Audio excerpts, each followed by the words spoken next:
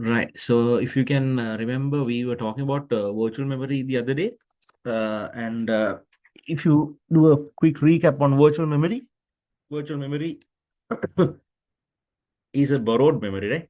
It's borrowed from the secondary storage. Why do we borrow it? Because our RAM is not enough.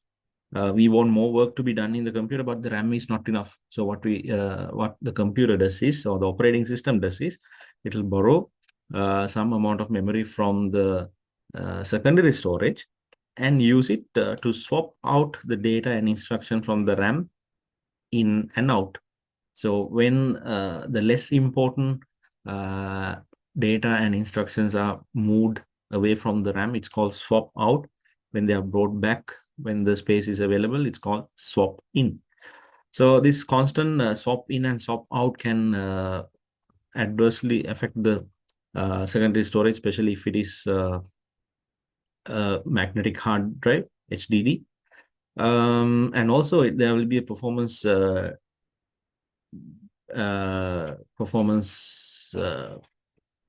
issue because the magnetic hard drive is extremely slow compared to RAM.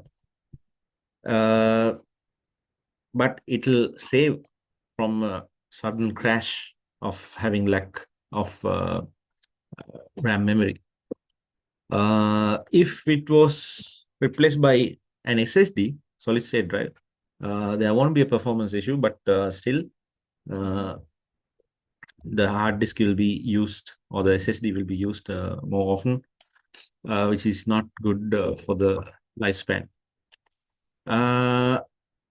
Therefore, this can result in what is known as disk thrashing, especially in magnetic hard drive. Therefore, what you can do is increase the RAM depending on your requirement. Okay. Fetch, decode, execute cycle. We looked at this. Fetch is bringing, this is also known as a process cycle, and fetch is bringing the data and instructions from the RAM into the registers, and then decode is converting them into a binary format, and then execute is running that instruction in the ALU, arithmetic and logic unit. And remember, there's an order, right? Fetch, decode, execute, and it's a cycle. It's called the processor cycle. The part of the CPU that does the calculations, right?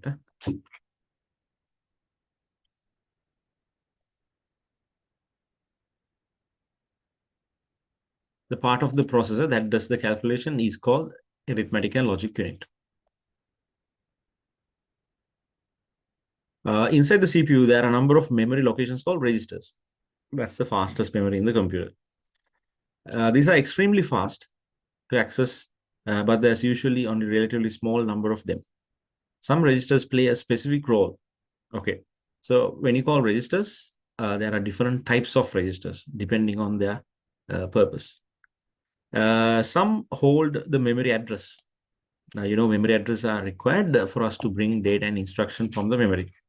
An instruction, some can hold instruction, or some can hold data, while others are general purpose. Some of the registers with a specific role that are found in most computers, including here they have given 3 examples of registers, but there are more. Just knowing these 3 would be enough for this syllabus. Just a minute.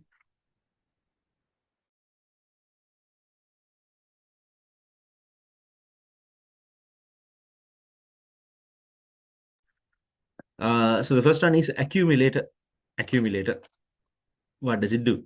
Holds the results of the calculations performed by the ALU. Right. So results.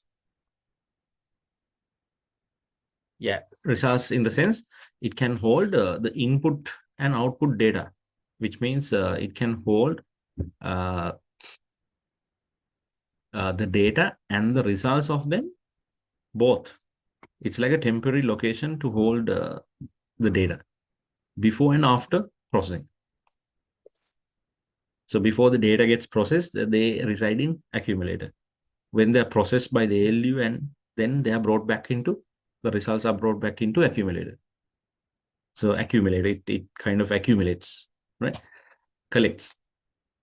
The CPU passes through the accumulator. All input and output from the CPU passes through the accumulator. Then you have program counter. Holds the memory address of the next instruction to be fetched. When one instruction is already being executed, the next instruction will be brought into the register using the program counter, because the program counter has the memory address or the location of the next instruction.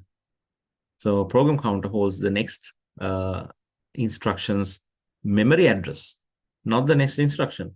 It holds the memory address of the next instruction to be brought from the RAM, because the program is executed sequentially in an order from top to bottom. Current instruction holds the instruction that is being executed right now, currently being executed. Right. So the program counter will have the memory address to bring the next instruction, and it will be stored in the current instruction register, CIR, before it is being executed by the ALU. Right. So three separate registers based on what they do. So accumulator, accumulator holds the data that is being data and the results before and after processing. And then program counter holds the next instruction address of the next instruction to be brought from the main memory. So this one holds the data and results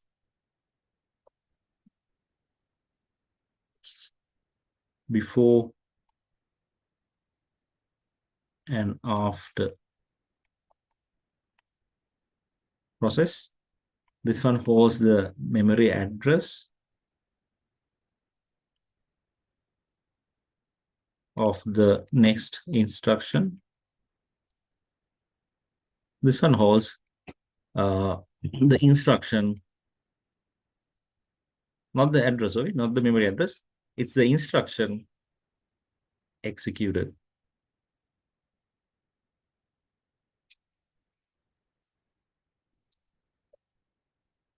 Currently. Right. And there are many more types of registers like this. The steps in the cycle are controlled by a control unit. Now, the control unit is responsible for sending control signals to all the parts in the computer system. It's like a traffic police. It sends control signals to the ALU to start arithmetic and logic operations. It sends control signals to read the next instruction, something like that. It sends control signals to input output devices. So this is the one which manages the whole process in the computer. But in order for control unit to work, someone must be giving some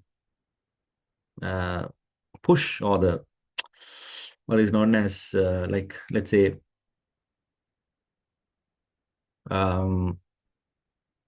some trigger. Yeah, trigger is the word. There should be a trigger for this to send control signals. Right? The one which triggers the control unit to send control signals to all the parts of the computer is known as a clock. So there is an internal clock which generates pulses. And according to these pulses, the control unit would send control signals to various parts of the computer system to carry out the processor cycle. Right? You have probably seen they advertise the clock speed. They talk about something called clock speed, right? CPU clock speed. and you would see something like 2.2 gigahertz or 3 gigahertz, 2.6 gigahertz, right? Or the gigahertz, the unit. Well, that refers to the clock speed. We have a misconception. We think that this is the processor speed. It is not. It is called the clock speed. Now, if it is a clock speed, if the clock gives pulses, clock speed would be the number of pulses generated per second, right? Clock speed is known as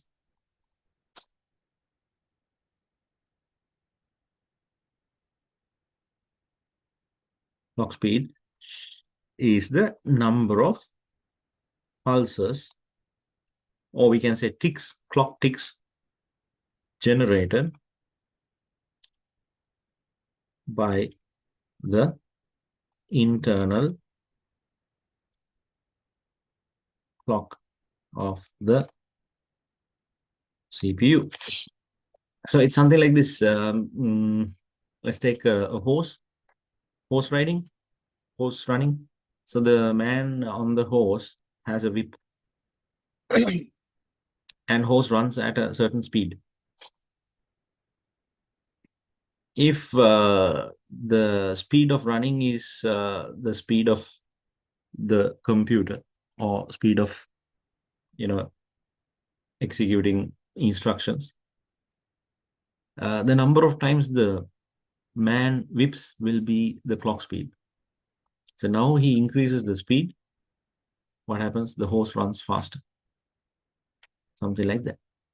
Right? So it's the clock, the internal clock, which triggers the control unit to send the control signals to manage the whole process in this processor cycle.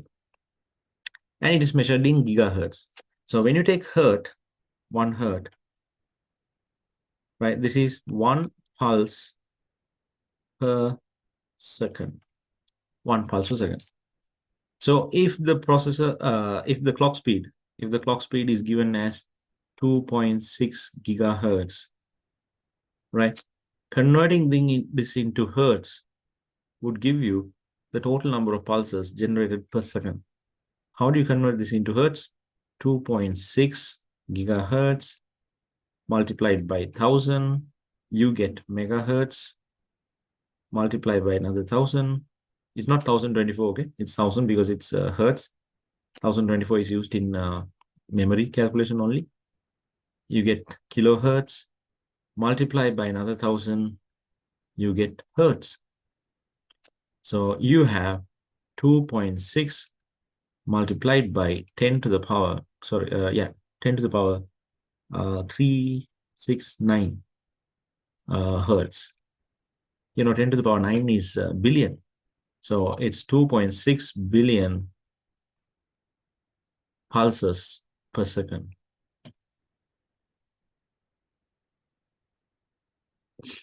So a 2.6 gigahertz processor has an internal clock that generates 2.6 billion pulses per second. For these pulses only, the processor will carry out the processor cycle, different stages of process cycle. So you can't exactly say that this number is the number of instructions carried out, executed, right? Because the instruction has to be fetched, it has to be decoded, it has to be executed. So this number doesn't imply that it is the number of instructions. This is the number of pulses generated. For these pulses, the computer can execute different stages of instructions, or sometimes more than one instruction. Modern day computers are able to execute more than one instruction per pulse, which means they are way faster than the process before. Understand? Is that clear?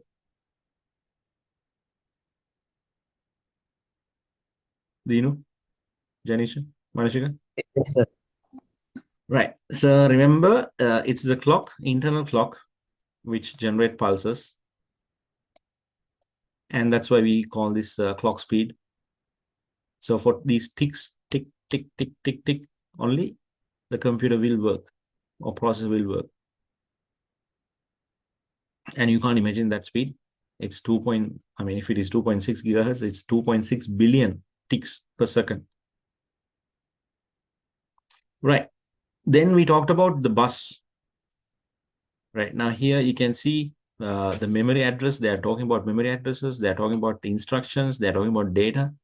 Then these data, instructions, and memory addresses have to be transferred between the memory and the CPU, right? So who transfers these? The bus. We talked about the bus. So bus is a set of parallel lines or wires that make a channel to transfer these. So buses are also of different types.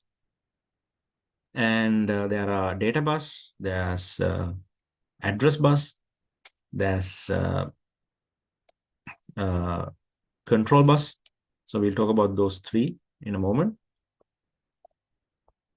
So buses are also divided into different categories, right? Just like the registers, based on their purpose.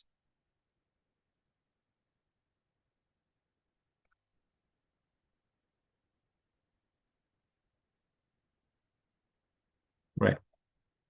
Okay, so if they give kind of a diagram like this and ask you to label, you need to be careful because you can see here we have the registers, we have the control unit, we have the ALU. So this is basically the CPU. This orange color area is the CPU. And you will sometimes see the clock like this. At the same time, in one of the diagrams, the clock was like this. Okay, you had like that, and then you had like this, and then you had like this, and then it was like this, and then there was something like this connected to this. Okay, so it was not this diagram, by the way. And you can see the bus. Why bus is here? Because the memory addresses, the data, instructions, everything will have to come from the CPU and go through the bus connecting to RAM, right? Then input output devices, then storage devices, secondary storage, and so on, various parts of the computer system. So if the diagram was given like this, what would this be like? Okay, this has to be the CPU because you have these three parts. And this, of course, you can name it as the register. But then what about these two? What would this be? And this. So here you have to be careful because they have drawn this component to this one, which means this has to be the clock, which generates pulses. And the clock is directly related to the control unit because control unit sends the control signals to other parts, right? Even the ALU. This is the ALU. So this sends control signals to this. It sends control signals to this one. It sends control signals to other parts of the computer as well. So then this has to be control unit. So remember, the clock has to be drawn to the control unit, right? This is a bit confusing. In one of the exam papers, this was given. So then, it's a bit tricky. So remember, the clock is connected to the CU. So this has to be a CU. Okay.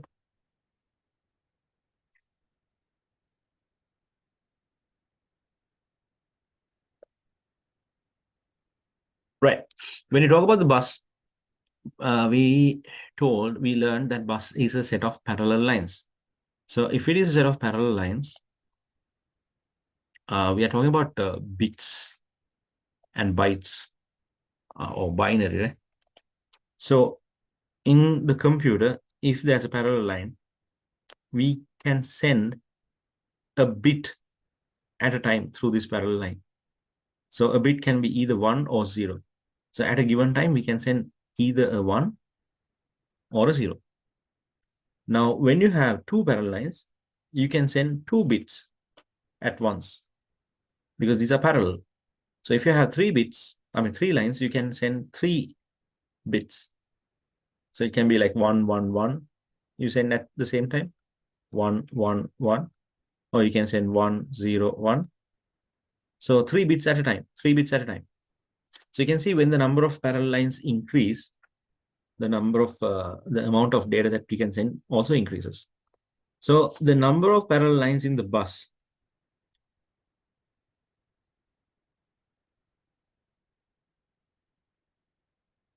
lines in the bus is called bus width, and it is measured using bits. So if you have a 3-bit bus, the bus width will be 3 bits, right? So usually we have 8-bit, 16-bit bus, 32-bit bus. So higher the bus width, more data can be transferred at a given time, and it'll result in uh, a fast computer. Now, so that this is why sometimes we say like I got the latest computer, right? Oh, I upgraded my computer with the best specs, but still it's slow. It's not after some time it's not performing that much as expected. That can be because it's not only the processor, it's not only the amount of RAM. Even these things are important. The bus, if the data in memory addresses and uh, uh, instructions or control signals cannot be transferred on time, then there'll be a performance issue. So bus width is also very important. Bus width. So this is the bus width, right? So bus width will be directly related to the number of bits that you can transfer at a given time. But at the same time, you can send, you can increase the rate of sending 3 bits also, right? Right. If you think of the time gap between sending 2 sets of 3 bits, then they also you have a kind of a speed, right? Bus width is the number of bits you can send at a time, which means if it increases, you can send more data. But at the same time, the num the interval among 2 groups that can be sent parallelly will also matter, right? And that is called bus speed. Bus speed. Now the bus speed is measured using megahertz. So usually you may have seen in computers it says 1333 megahertz bus speed, right? Somewhat old computer. So that is also something that you should look at, right? You should be bothered about the processor, the type of the processor, like Core i7 or 9, like that. 7, yeah. And number of cores, that's the number of small processors built into the processor. Is it 8 core or 16 core and so on, so forth? Then you should look at the cache, the amount of cache, 8 MB cache or 16 MB cache. You should look at the amount of RAM, 8 GB or 16 GB or 32 GB. You should be bothered about the bus width. Is it having a 32-bit bus or a 16-bit bus? At the same time, you should be worried about the bus speed also. Then only we can get the maximum efficiency from the specs. Right.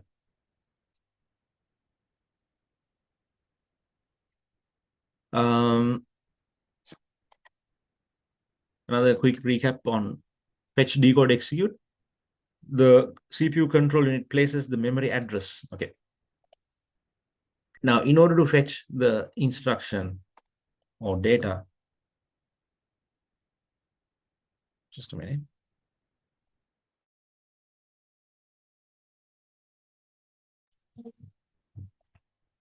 The control unit places the memory address of the next instruction to the address bus.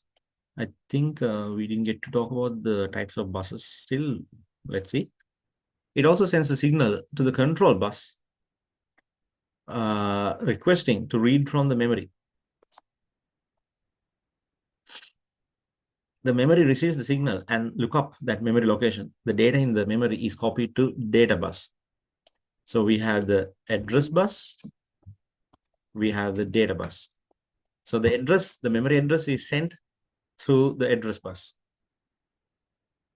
And the data is copied into data bus. It's not sent in the address bus. Right? Then decode converts that signal into a format that the CPU will understand, which is basically the binary. Right? And then it'll be executed by the ALU. It's the ALU which executes the instruction.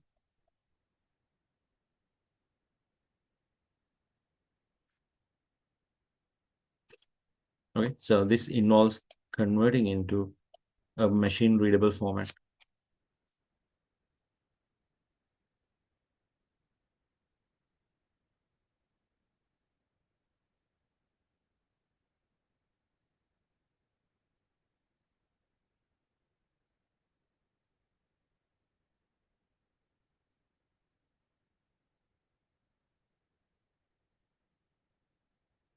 In all these phases, the control unit plays, plays a major role.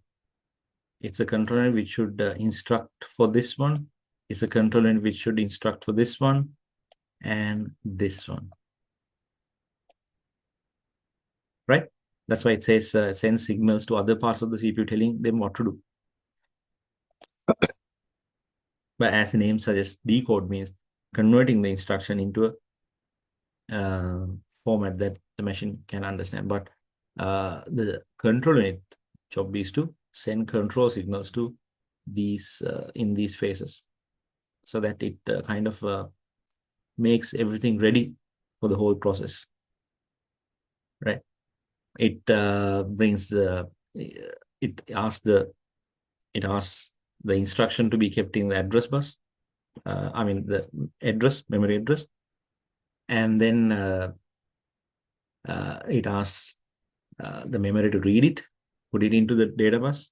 So you can see in every bit of stage, it's a control unit which handles everything. Right? This is the 3 stages in the processor cycle, right? Yeah, that's right. Fetch, decode, execute. 3 stages of the process cycle. That's right. And the process cycle is carried. It is run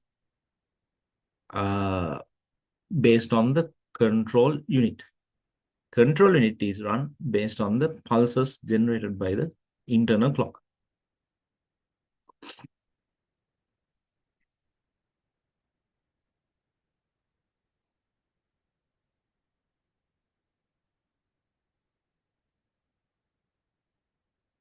So you can see here the program counter holds the memory address of the next instruction. So this is brought from program counter and placed onto the address bus, and that is controlled by the control unit. Accumulator holds the data before and after the processing. That's handled by the control unit. And current instruction register has the instruction to be executed right now, and that is controlled by the control unit. And the ALU which executes this is also controlled or managed by the control unit.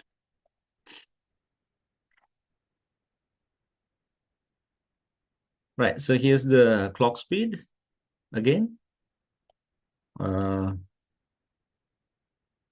Faster the clock speed, faster the rate of processing. A new instruction will start processing on a clock tick. the more clock ticks are there, faster the instruction will be processed.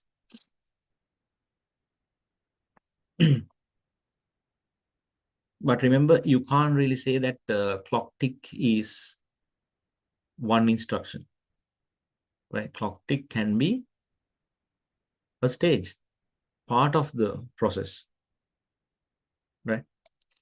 Clock speeds have increased, and a rate of 3 gigahertz is common in modern computer process. However, increasing the clock speed will result in some problems. Why? One of the biggest problems is that it will generate heat, right? That's why a process with high clock speed have to be cooled. Some computers, they have liquid cooling, right? Liquid cooling, like radiator systems are there.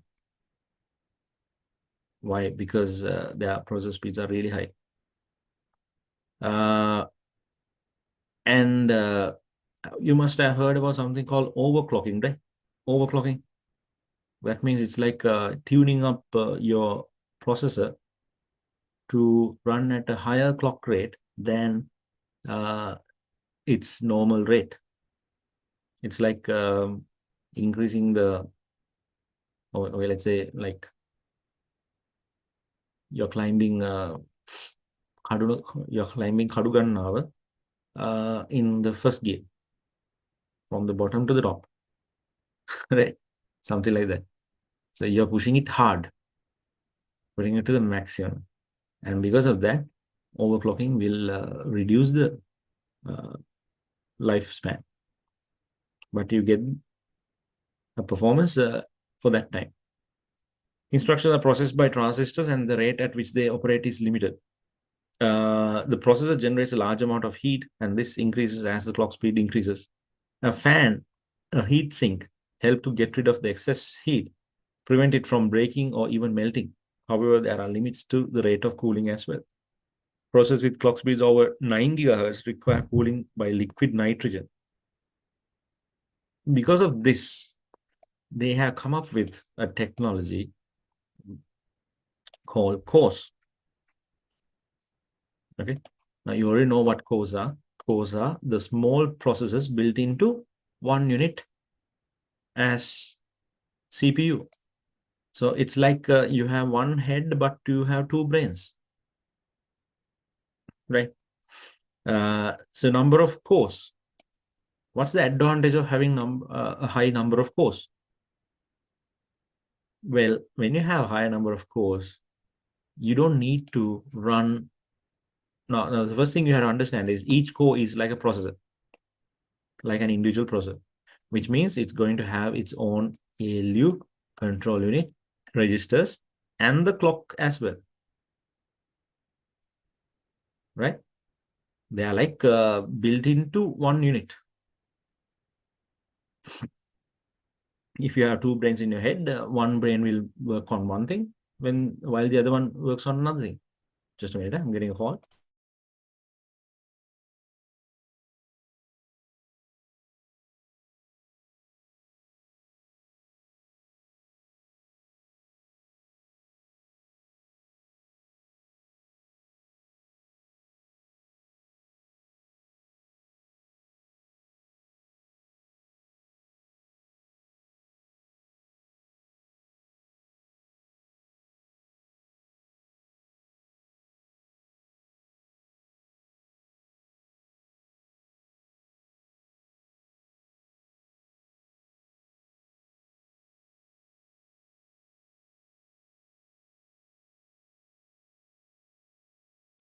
Right? So the advantage is you don't need to run these cores at super speeds, right? Because of having more cores, you can reduce the speed of the processor, in the sense each core, right? That's why if you see nowadays your computers, their clock speeds are quite low. I mean, let me show my one. You can go to Task Manager and then go to Performance, and then CPU. You can see here 2.5, and there are 8 cores. right? You can see cores and logical cores, right? Now, cores are the actual hardware processes. Logical cores are kind of virtual, which means each core can work really fast. That it can what do you call, mimic two processes virtually. Physically, there's only one, but it can handle two jobs really fast, so that for us it appears like there are two cores. So just double the number of physical cores, you get the logical cores. It's always better to have a higher number of physical cores. These are physical cores. So my one has 4 physical cores, 8 logical cores. I think the fastest CPU out there, I think it has some 20 cores or even more. And you can also see the amount of cache which we learned last time, right? So you also can check your computer, go to task manager and go to process and performance. You see L1 cache is KB, L2 is MB here. That's kind of an improvement. And L3, you can see 8 MB. Okay. So when you have a higher number of cores, you can reduce the clock speed to a lower speed, like 2.5, let's say. You don't need to have 3 gigahertz or 4 gigahertz process. Thereby, this can reduce the heat, and this can improve the efficiency, power usage, and everything, right? And also, since you have a large number of cores, the amount of parallel work you can do is increased, right? Overall combined efficiency goes high than having a single core. A multi-core processor has more than one processor or core built into CPU, right? So in this case, it's 2 cores, so we call it dual core, right? So if you have one core, it's called single core. Then you have 4 cores, 5, 8, right? Octa, pentacore, right? Even hexacore is there, right? The advantage of multi-core processor over single core processors.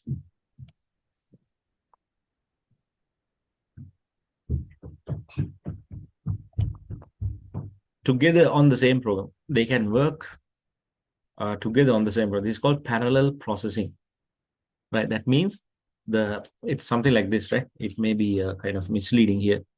They work on the same program in the sense like they are not doing the whole program, right? So if the program is like this, remember that David talked about this, it can divide the work of the same code among different cores. Core 1, core 2, core 3. And then what they can do is they can combine the result, combine them together, combine the result. That's what parallel processing is here, right? Otherwise, you might think that, okay, we have the same program and the same program is done by 3 cores or 2 cores. That won't be parallel processing. Okay, so it's something like this. If this is a work given to you, and if you are a team, you can divide the work of the same task into subtasks and assign it to different members, and then later you join the result. That's what we can do, rather than one person doing the first one and then the second one and the third one, right? On different programs at the same time, right? On different programs at the same time, right? Now, what does that mean? That means, let's say you have 2 programs, right? Not only parts of one program, even parts of the other programs can be assigned to different cores. So this time, this is doing core 1, this is done by core 1, and this is done by core 2, right? But this is program 1 and this is program 2. This one is the same program. So subtasks of the same program can be assigned to different cores. At the same time, some subtasks of different programs can be assigned to different cores as well. Right? Okay. So this is called parallel processing. Well, spelling wrong. Huh? This is called parallel processing, and this one leads to what is called multitasking. Right? That is also parallel processing, but it leads to multitasking because two processes can be run at the same time. It's parallel processing, but this leads to something called multitasking. Why? Because this can be one application, this can be another application. Right? This can be Word and this can be Excel. Right? Now you are able to switch between the two. You are able to work on both at the same time. So that is possible because of this parallel processing. And that's called multitasking. This can't be called multitasking because it's the same program, same application, but this can be called multitasking because there are two different programs. Okay. However, not all programs will run at twice the speed with a dual core. The tasks required might not be able to be carried out in parallel. So you have to understand that not all tasks or subtasks can be carried out in parallel. If one task needs to be waiting for the result of the other task, then you can't. The amount of parallel work can be done is limited. Right? They might be sequential, so one task requires output from another task. Right? Second task cannot start until the first task is finished. But up to some extent, you can do both tasks. But at a certain point, you have to wait until, right? I mean, take a simple example. If you are working in a team and you are given two different tasks, let's say two students are working on a model, the other two have to paint it. They're doing the painting or the decoration. So they had to wait until those two guys finish the model. But having said that, can't they start preparing the colors and deciding on the colors and things like that? Can. But at a certain point, they have to wait until the output of the previous one is ready. So there's a limitation for parallel processing, but can be done. Okay. So there's a huge improvement of using multi-cores, and I think they haven't mentioned about, they haven't mentioned about the other advantage, no? We'll add it here, the efficiency. So another advantage is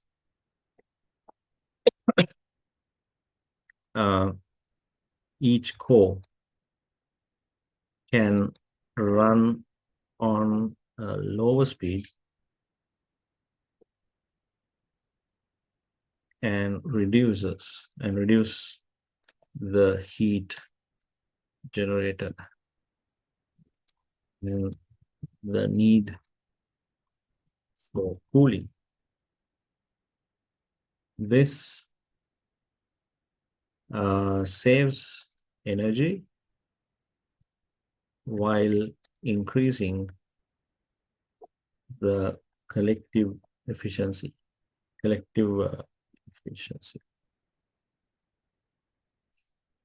Right. And the other thing is it can improve the lifespan of the CPU. Can improve the lifespan of the CPU because it does not wear off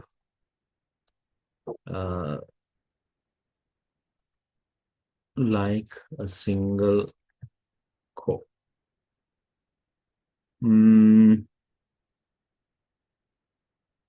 Yeah, those are the advantages, right? Right, size of the cache is very important.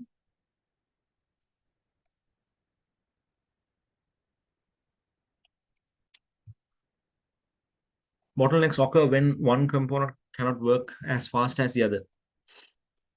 Although it is far quicker to fetch the instruction from the main memory than from the hard disk drive, RAM is still far slower than CPU. Okay. CPU in the sense registers. The instructions then have to be transferred through the data bus. The speed of processing will be limited by the RAM. The solution to this bottleneck is to have a faster memory closer to CPU, which is called cache. Most CPUs have independent instruction and data caches. Data caches have to be read and written to, right? So it's a read-write memory. It's a temporary memory. And it is made up of a type of RAM called SRAM, right? Which is expensive. And that's why the cache is expensive. But it provides superior speeds than what is known as DRAM. The other type of RAM is called DRAM. RAM is using DRAM. That's why the capacities are high. And this one is using SRAM. Capacity is less, price expensive. The use of caches allows CPU to check the fast cache for the data it needs. It does not need to have to wait until it is fetched from a slower main memory, right? The caches are located in the processor chip, not really inside, but as part of it. Back then, it had been inside the CPU, but not now. And the fastest is the level 1, smaller than the level 2 and level 3. Level 1 cache is checked first, followed by level 2 and level 3. In a multi-core processor, the cores have their own level 1, level 2, level 3. Right? With larger cache, there is greater probability that the instruction data item to be fetched is in the cache. Remember, there was something called cache miss. That means when the processor is looking for this often used and most recently used data and instruction in the cache, it may not be there. So if it is not there, the reason would be lack of capacity, just like virtual memory requirement. So if you go for a higher amount of cache, most of the work used recently and most often will be there. The chances of being it there is high. That's why you should go for a high amount of cache. And also remember, cache is there for all the cores. So when you are selecting a higher number of cores, a processor with higher number of cores, with the higher amount of cache, that means each core is going to have that amount of cache, right?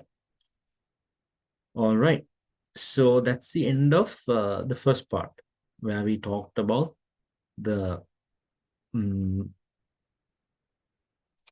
memory, CPU, RAM,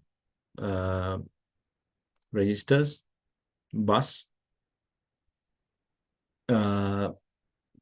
all the important components, main components, right? And next is the secondary storage. Secondary storage, we are talking about the backup storage, the permanent storage. We are talking about the hard disk drive, then the optical drive, the magnetic hard drive, the optical drive, and the flash storage. And then we'll be talking about the cloud storage, which is a very popular concept these days, where the storage is in the internet, not in our local machine, and a bit of Internet of Things as well to end the chapter. Right. So I'll check a time with you in the coming days, right? Good heavens. How did this become Chinese or Korean or whatever?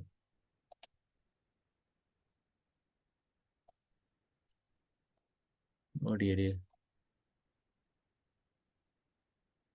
Oh.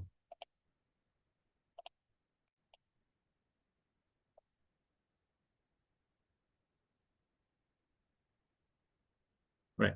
So these days, so be prepared, right? I will discuss the time with you. Even others are not there. I will be doing the class because we can't wait until they finish the mock exams and come, right? Because Janesh and Manishika, because you are doing this for the first time, And there's another guy who couldn't come today. Right. So I'll send you another set of questions from what we did today. Make sure that you send me the answers as quickly as possible, okay? And also, you can start answering questions in papers and send them to me for correction. You don't need to wait until the last moment, right?